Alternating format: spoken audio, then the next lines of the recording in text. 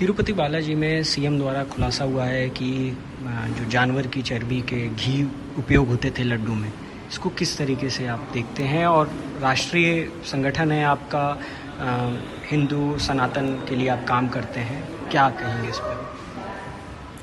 CM Chandrababu Naidu द्वारा जो खुलासा किया गया ये बहुत ही गंभीर है, चिंताजनक है, अफसोसजनक है।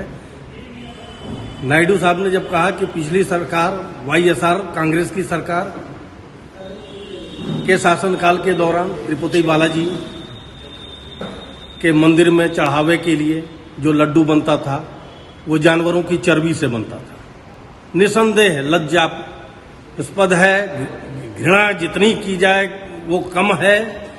और मैं स्पष्ट कहना चाहूंगा नायडू साहब से भी, क्योंकि वो वहां के सीएम हैं, इस बात का निष्पक्ष जांच वो कराएं, जांच करा करके दोषियों को तुरंत कारागार में डालें, क्योंकि इस तरह का काम, सनातन के विरोध में किया जाने वाला काम, हम सनातनियों को कतई बर्दाश्त नहीं होगा। और देश में ये दंगा भड़काने की व्यवस्था हो सकती है पूरे देश में, क्योंकि पूरा देश उद्वेलित हो रहा है इस बात को सुनकर कि उसके प्रसाद में जानवरों की चर्बी चढ़ाई जा रही थी। तो ये कितनी लज्जाजनक बात है। हम सनातनियों के लिए, पूरे देश के लिए ये उचित नहीं है।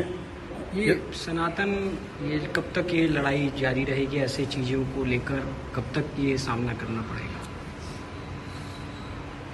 जहां तक मैं समझता हूं, सन 1000 से लगातार 1000 वर्ष 1947 तक हम सनातनी अपने ही देश में अपने राज्य को बचाने के लिए, अपने राजगद्दी को बचाने के लिए, सनातन को बचाने के लिए संघर्ष करते रहे हैं। और ये संघर्ष 1947 में जाकर के खत्म हो जाना चाहिए था जब भारत आजाद हुआ, लेकिन हम सनातनी हिंदुओं को धोखा दिया गया। 1947 में भी 1947 में भारतवर्ष की भूमि का 33% मुसलमानों को दे दिया गया एक सभ्यता के नाम पे, क्योंकि ये सभ्यता हमारे सनातन सभ्यता से मेल नहीं खाती है। लेकिन धोखा हमारे साथ क्या होता है आप स्पष्ट देखिए कि जो 33% भूमि भारत की दी गई वो मुसलमान भी भारत में रहेंगे। जो 200 वर्ष जिन्होंने शासन किया ईसाइयत ने, वो ईसाई भी भारत में रहेंगे। ये भारत वर्ष पूरा हमारा नहीं है।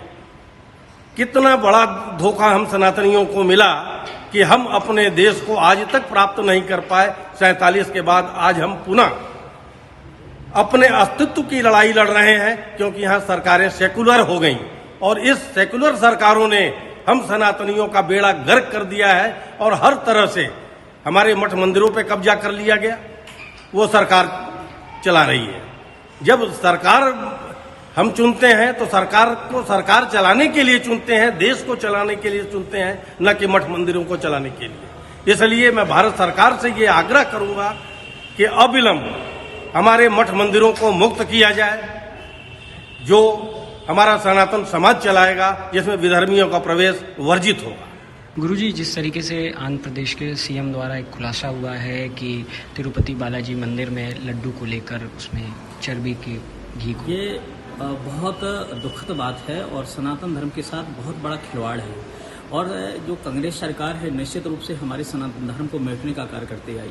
वो तो राम जी को भी नकार गई है, उसने तो कोर्ट में तक दी है कि राम है ही नहीं है, राम सेतु को उसने नकारा। तो ऐसी स्थिति में उससे आशा खैर क्या किया जा सकता है। लेकिन आप ये समझिए, सनातनियों को समझना चाहिए कि ये सरकारें हमारा कितना विनाश करने का कार्य करती आई, हमारे लिए कितना दर्दनाक काम। जो एक हमारे आराध्य हैं बालाजी, तिरुपति बालाजी, मतलब आप समझ रहे हैं करोड़ों लोगों के आराध्य हैं और कितनी आस्था है लोगों की वहां पर जा जाकर, और उससे सरकारें चलती हैं उस मंदिर से, वहां की सरकार चल रही है उस मंदिर के चढ़ावे से।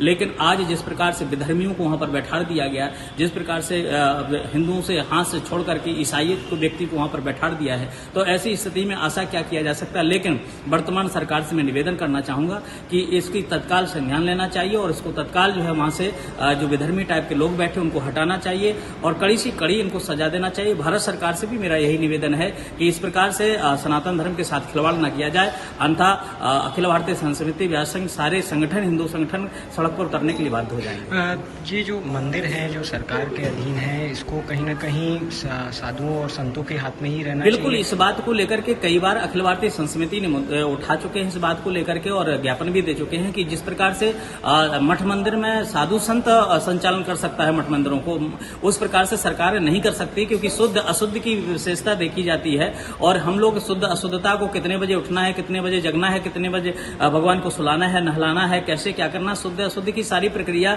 साधु संत अपने ढंग से करते हैं पूजा पाठ। और इस बात को गवर्नमेंट को क्या पता है कि भगवान को कब सुलाना है, कब जगाना है, कब क्या करना है। तो मुझे लगता है जिस प्रकार से लालच में आकर के सरकार मठ मंदिरों को कब्जा करके अपना उस पर आधिपत्य जमाए हुए है, उसको तत्काल खारिज करे और मठ मंदिरों को जो है साधु संतों के हाथ में सौंपे। लगातार ऐसी घटनाएं देखने को मिल रही हैं, चाहे बॉलीवुड हो चाहे ऐसे, तो ये लड़ाई कब तक चलेगी और क्या इसका? देखिए इसकी अब लड़ाई बढ़ती ही जा रही है। जिस प्रकार से हमारे देवी देवताओं को बॉलीवुड के माध्यम से अपमान किया जाता है, ब्राह्मणों को अपमान किया जाता है, संतों को अपमान किया जाता है, जो सीरीज बनती है आप देख रहे हैं, चाहे आश्रम बनी है और चाहे ओ माई गॉड बनी हो, चाहे 80 हो, इस सारी चीजों को देखते हुए ये स्पष्ट होता है कि ये लोग सनातन धर्म को गिराने का कार्य कर रहे हैं। और मुझे लगता है कि इन सारी चीजों को देखते हुए सरकार को पहले चाहिए कि अगर यही चीज होती रही तो अब क्योंकि हिंदू जाग चुका है, अब और सहन नहीं कर पाएगा और इसका परिणाम भारी होगा।